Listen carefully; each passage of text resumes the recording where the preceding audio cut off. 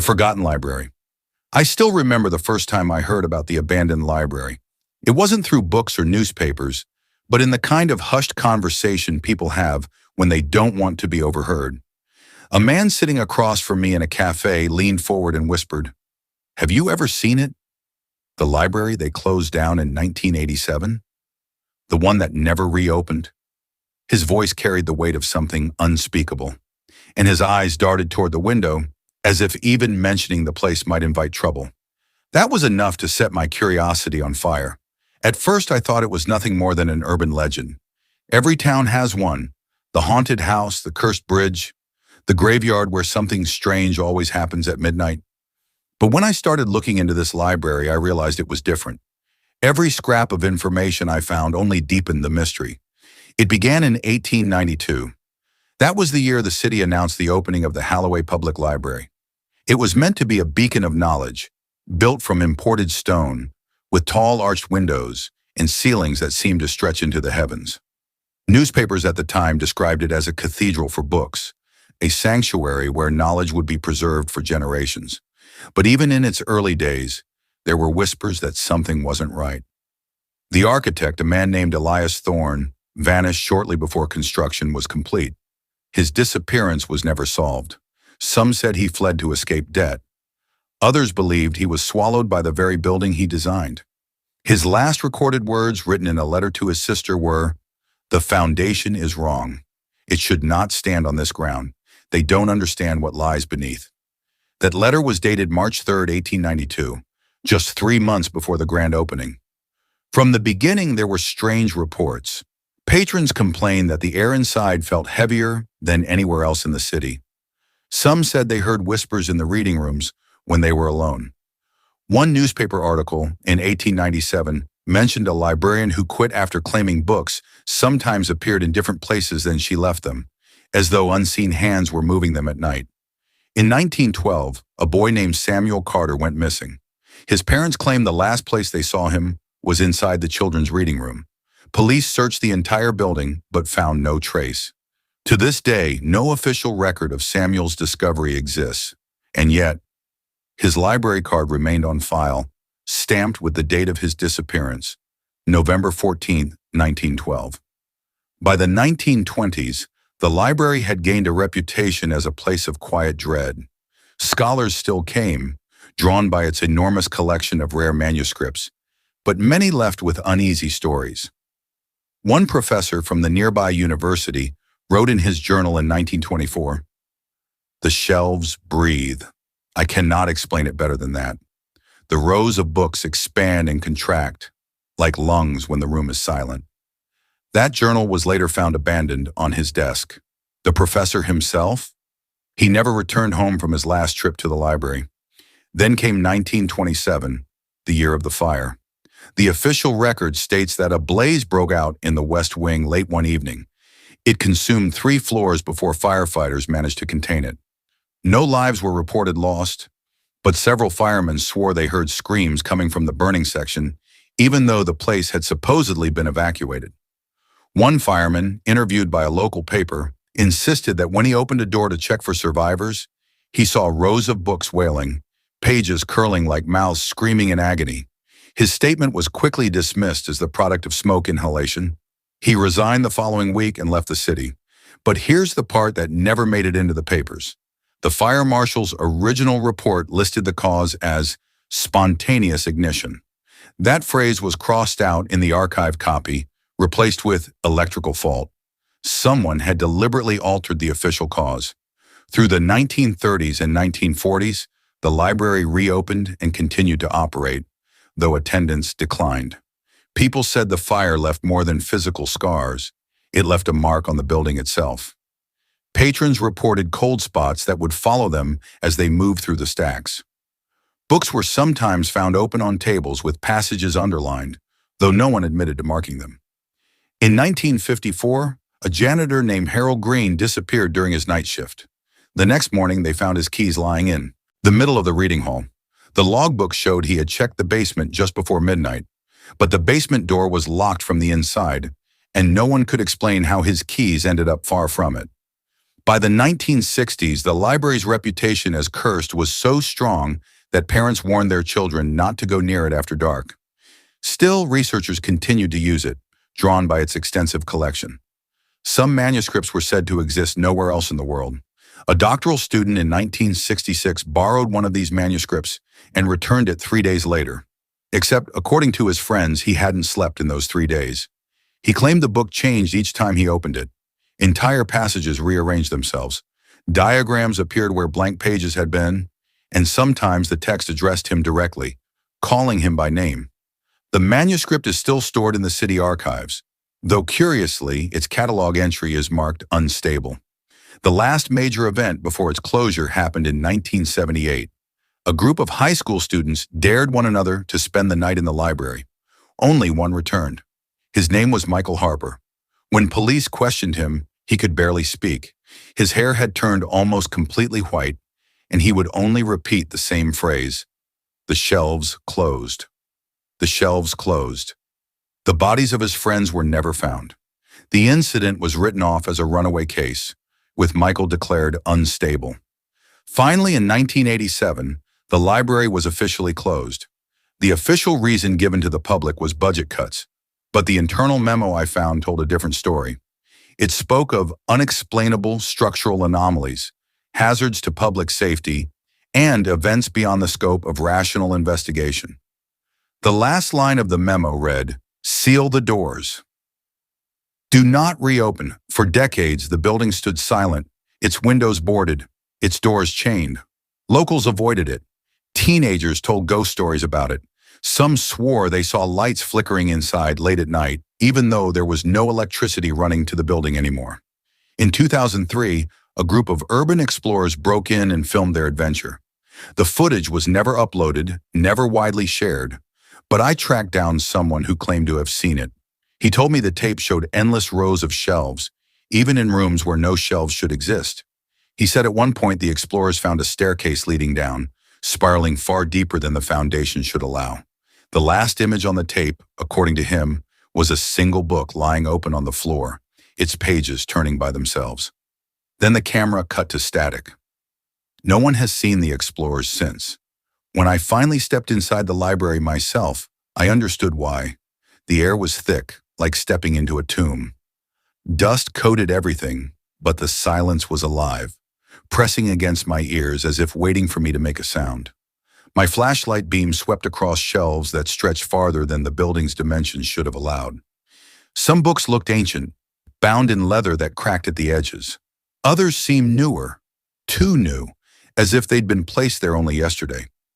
As I walked deeper, I noticed something unsettling.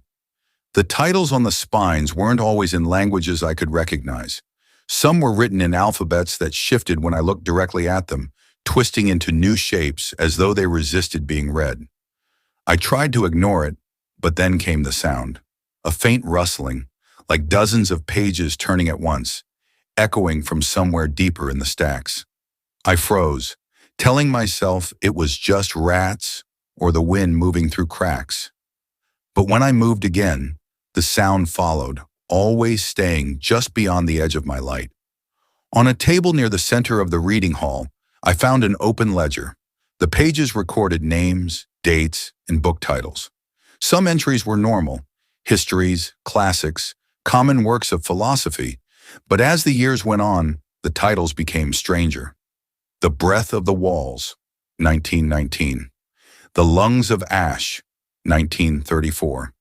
The Corridor That Sleeps, 1952. And then the last entry, written in shaky handwriting, dated October 31st, 1987. The library itself, I flipped the page. It was blank. I felt the temperature drop. And that's when I saw movement at the far end of the hall. Not a person, not exactly, just a shadow darker than the surrounding dark, slipping between the shelves. I followed, though every part of me screamed not to. My footsteps echoed, but the shadow made no sound at all. It led me to a door I hadn't noticed before, one that wasn't on any floor plan. The wood was old, the handle cold beneath my hand. When I pulled it open, a staircase spiraled down into blackness. The staircase spiraled downward in a way that felt wrong. Each step creaked but never echoed. The deeper I went, the more I lost sense of time. My flashlight's beam seemed weaker here, swallowed by the dark as though the walls themselves absorbed. Light, the air grew colder, carrying a smell like damp stone and old ash.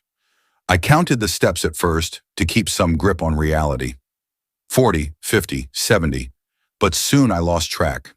It felt endless, and yet I never grew tired. My breath fogged in front of me, proof that whatever was down here hadn't seen warmth in decades, maybe centuries. Finally, the stairs ended at a narrow corridor lined with shelves.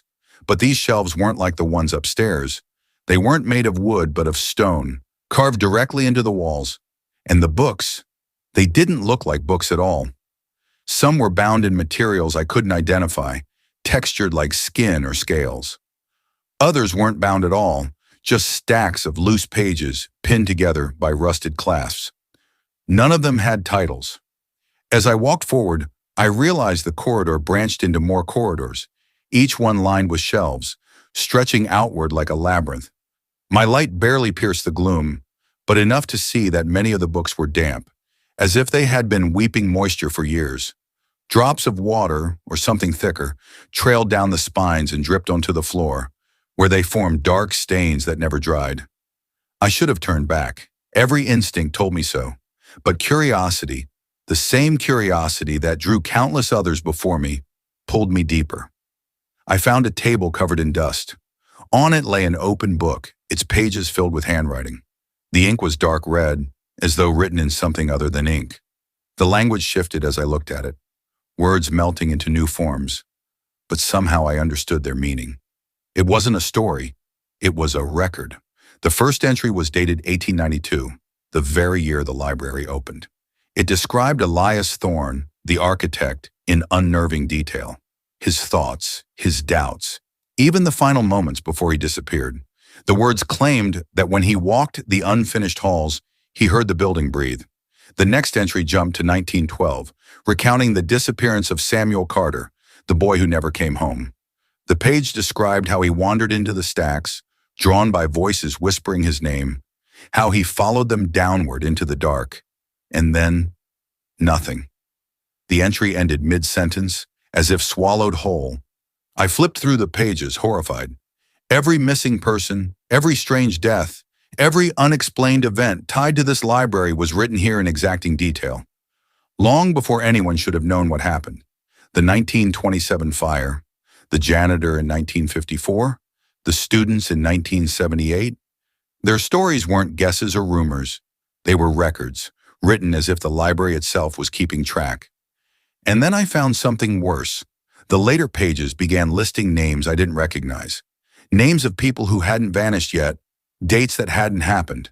And in the corner of one page, written in small, cramped script, I saw today's date. Next to it was a single word: visitor. I closed the book, my hands shaking. That's when I heard footsteps, not mine. They came from behind me, slow and deliberate, crunching on the damp floor. I spun around, shining my flashlight into the corridor. Nothing, just more shelves. But the sound continued, now from my left, now from my right, as though the shelves themselves had learned to walk. I backed away, my light flickering. The footsteps grew louder, joined by a faint whispering. Not words exactly, but a chorus of voices turning pages, dozens of them all around me. Then in the distance I saw a figure. It stood at the far end of the corridor, too far for me to make out clearly, but enough to see it was human-shaped. It didn't move. It didn't speak. It just stood there watching. I wanted to call out, to ask if someone else was down here, but my throat locked up. The figure raised its hand slowly, as though pointing toward me, or perhaps pointing past me. I turned. Behind me was another door. I hadn't seen it before, though I must have walked right past it. Unlike the other stone and wood around me, this door was metal, with a small window at the top. The glass was fogged, but something pulsed faintly behind it, a dim glow like a heartbeat. I don't know why, but I reached for the handle. It was ice cold, burning my skin as I pulled it open. Inside was a chamber, unlike anything else in the library. The walls weren't lined with shelves. but with mirrors. Dozens of them, each reflecting the chamber from different angles, creating an endless maze of my own image. My flashlight beam fractured across the mirrors, scattering light in strange patterns. In the center of the room stood a pedestal. On it lay a single book. Its cover was blank, but as I stepped closer, letters began to etch themselves into it, as though carved by an invisible hand. Slowly they formed words. My name. I froze. The book opened by itself. Pages fluttered rapidly, stopping at one that was empty. Lines of text began to form across it, written in that same dark red ink. I leaned closer, against every instinct, and read. It described me. Not in general terms, but in exact detail. What I was wearing, the thoughts in my head, the fact that my hand was trembling as I held the flashlight. And then it began describing what I would do next. My breath caught as I saw the words appear. He will not leave. He cannot. I slammed the book shut, the sound echoing across the mirrors. For a moment the whispers stopped. The footsteps ceased.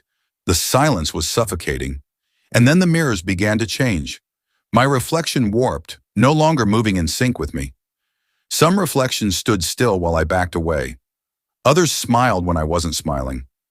One reached out a hand, pressing it against the glass as if trying to step through. The whispers returned, louder now, overlapping into a storm of voices. I couldn't understand the words, but I knew they were about me, about how I didn't belong here, about how the library had chosen me. I ran. I don't know how long I ran, twisting through the labyrinth of corridors, turning corners that seemed to rearrange themselves behind me. The shelves stretched endlessly, looping back on themselves. My flashlight flickered, dimmed, and finally died. I was left in total darkness, with only the sound of pages turning around me. When I finally stumbled upward, gasping for breath, I found myself back in the main reading hall. The ledger was still there on the table. Only now another entry had appeared.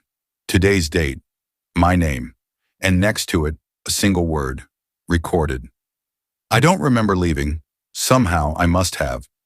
I woke up the next morning in my own bed, my clothes still covered in dust, my shoes still damp from whatever liquid stained the floors below. Since then, I've tried to convince myself it was just a nightmare, a hallucination born of suggestion and fear. But the evidence is undeniable. 2 days later, I returned to the city archives. The catalog entry for the unstable manuscript had changed. Where it once said author unknown, it now listed my name. And the description beneath it was chillingly precise. A brief account of the visitor's descent into the archive. Status: incomplete. I don't know how my name appeared there. I never submitted anything. No one could have known. But sometimes, late at night, I hear the sound again. Pages turning. Somewhere in my house, a book I never brought here is writing itself. And every morning I wake to find new words on the page. Words that describe me. Sleeping, dreaming, doubting my own sanity. The writing moves forward day by day, recording everything I do. It hasn't reached the end yet, at least not that I've seen. But I can't shake one question, one that grows louder every time I hear the whisper of turning pages. Every time I see words appear that I haven't written. If the library is still recording me, what will it write for the final line?